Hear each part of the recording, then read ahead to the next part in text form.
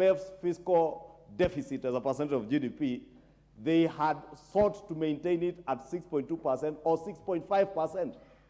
What the president did indicate to the country that there will be a cut, an absolute cut of 300 billion shillings. Honorable Speaker, ask them to allow me to make the statement of fact, because we cannot allow John Mbadi to mislead the country that the president committed to 300 billion budget cut, and it is not there.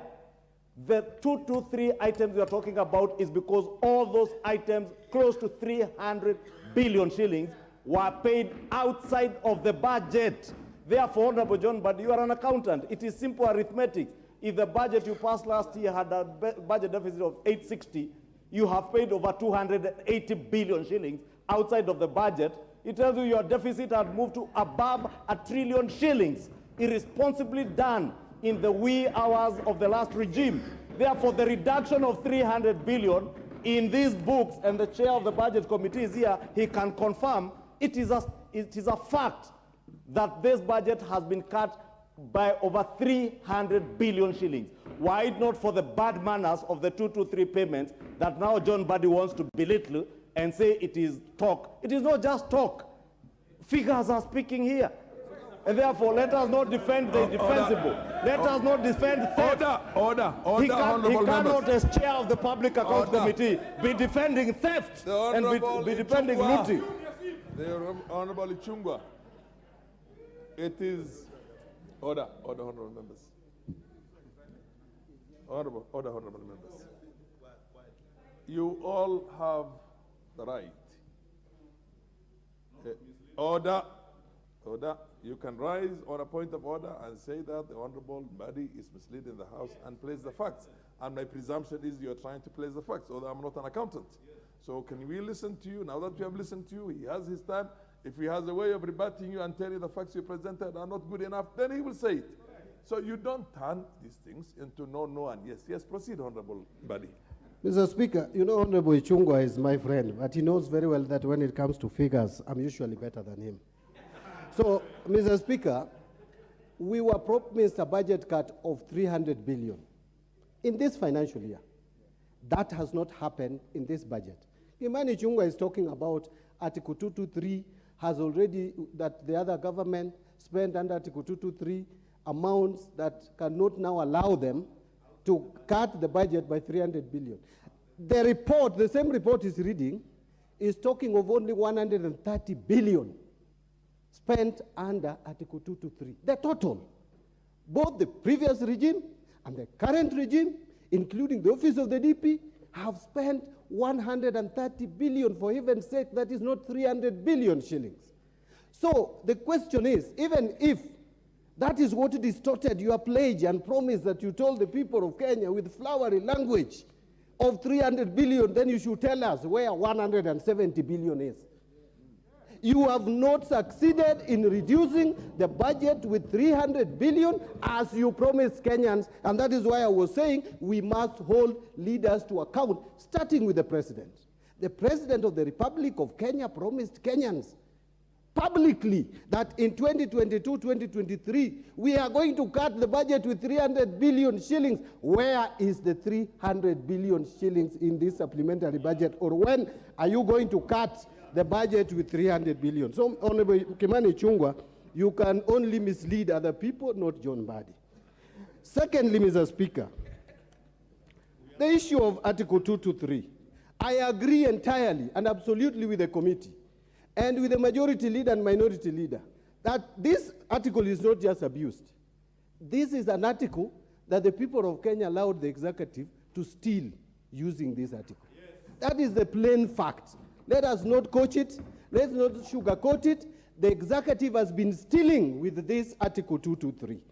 And, Mr. Speaker, I want to assure Honorable Kimani Ichungwa that my committee has already made a resolution, PAC committee. We are going to audit expenditure under Article 223 for the previous 2 financial years, including the current one. Any person, and this one I'm not going to play politics. People know that when I'm chairing a committee, I don't play politics. We are going to be objective. We are going to be transparent. It is going to be public.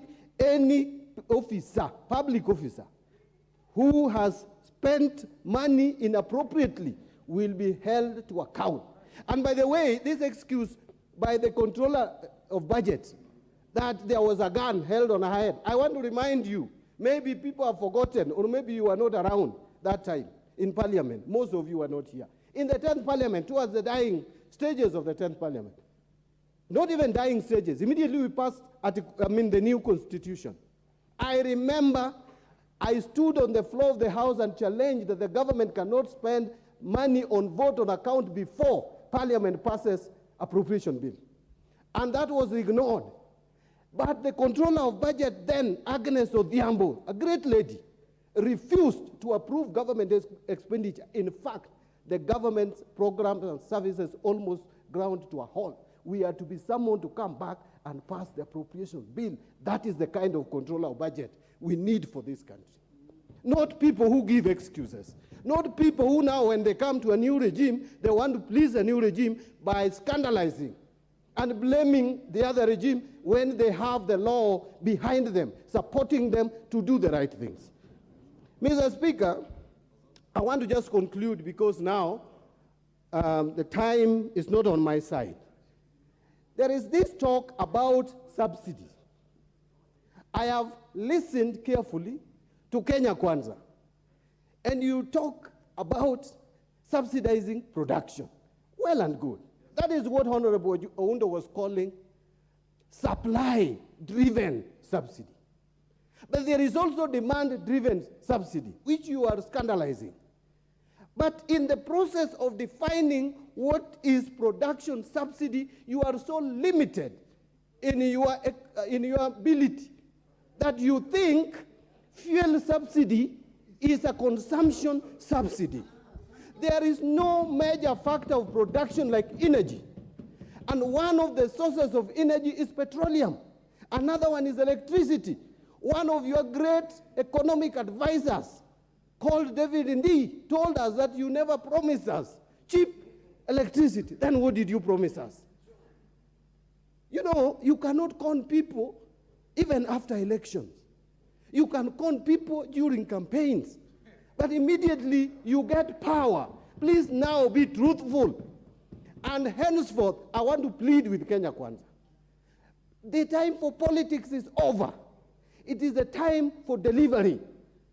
Don't talk about Uhuru Kenyatta, Raila Odinga. They are not in government. You are the ones who are in charge of government, and they can hold you to account, whether in the streets of Nairobi, the streets of Bungoma, the streets of Bondo, the streets of Kikuyu. They will hold you to account because that is their duty. And I will hold you to account on the floor of this House. Mr. Speaker, let Kenya Kwanza get to job. Not this political rhetoric of people who are owning shares. All Kenyans own shares in the Republic of Kenya. We all pay taxes. And by the way, the last election almost produced a split election. This country, Azimio, Kenya Kwanza, you like it or not, is 50-50. Thank you, Mr. Speaker. Order.